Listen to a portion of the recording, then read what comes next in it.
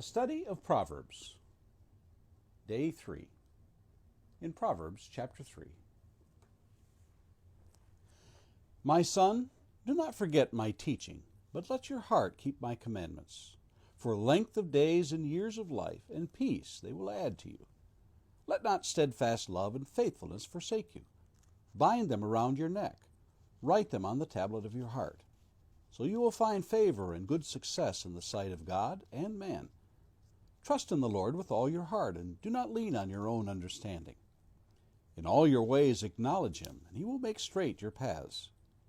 Be not wise in your own eyes. Fear the Lord, and turn away from evil. It will be healing to your flesh and refreshment to your bones. Honor the Lord with your wealth, and with the firstfruits of all your produce.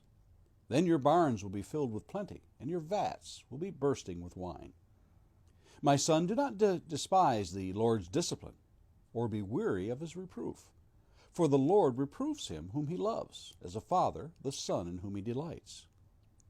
Blessed is the one who finds wisdom, and the one who gets understanding.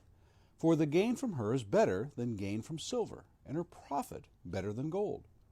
She is more precious than jewels, and nothing you desire can compare with her. Long life is in her right hand. In her left hand are riches and honor. Her ways are ways of plenteousness, and all her paths are peace. She is a tree of life to those who lay hold of her. Those who hold her fast are called blessed.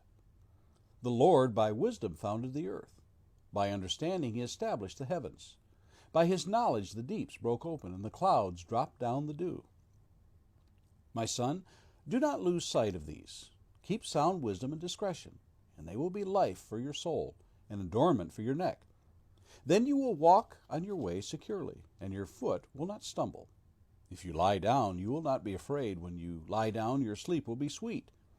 Do not be afraid of sudden terror, or of the ruin of the wicked when it comes. For the Lord will be your confidence, and will keep your foot from being caught.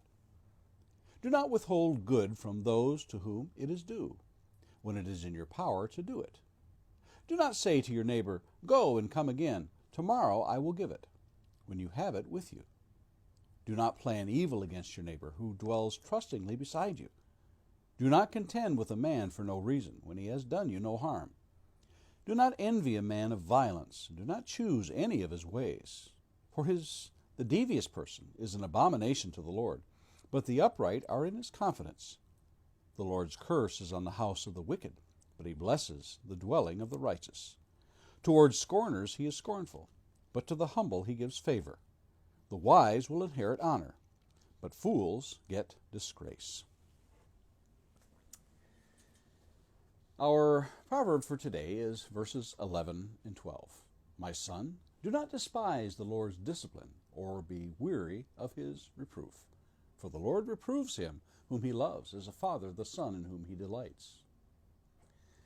Every child growing up in school needed a Mr. Galbraith in their lives.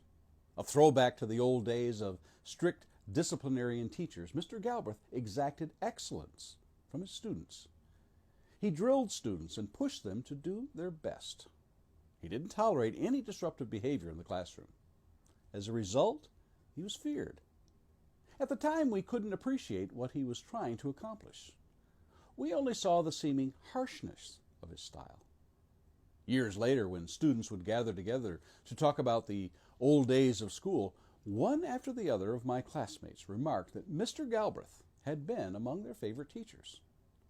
We can look back and see that it was not meanness or anger that drove our beloved teacher, but a desire for students to be the best they could be.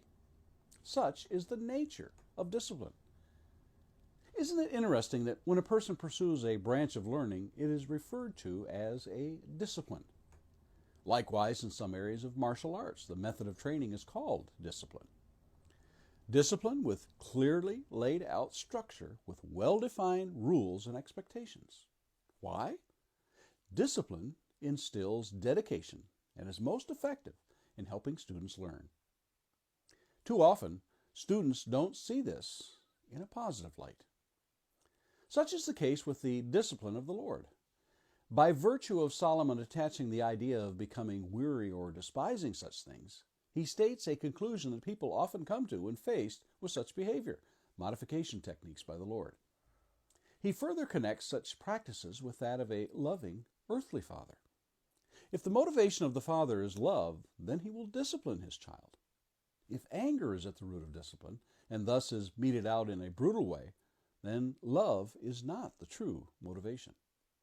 So it is with the Lord. It is not anger or wrath, but love at the heart of his discipline.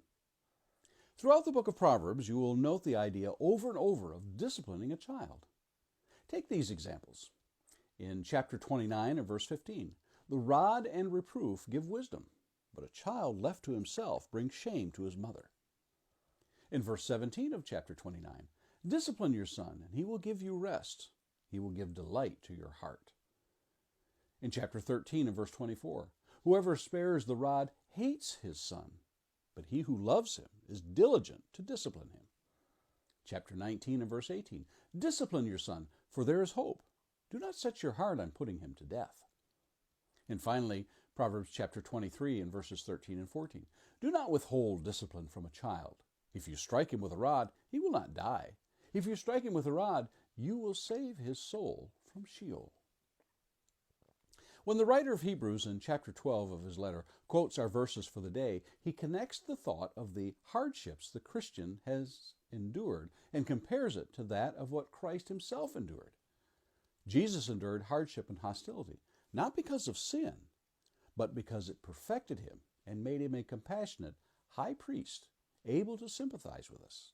Hebrews 4 and 15. So, when seen in the light of love and that which perfects, discipline is welcomed. How is the perfection process going in your life? Lord willing, we'll meet again tomorrow.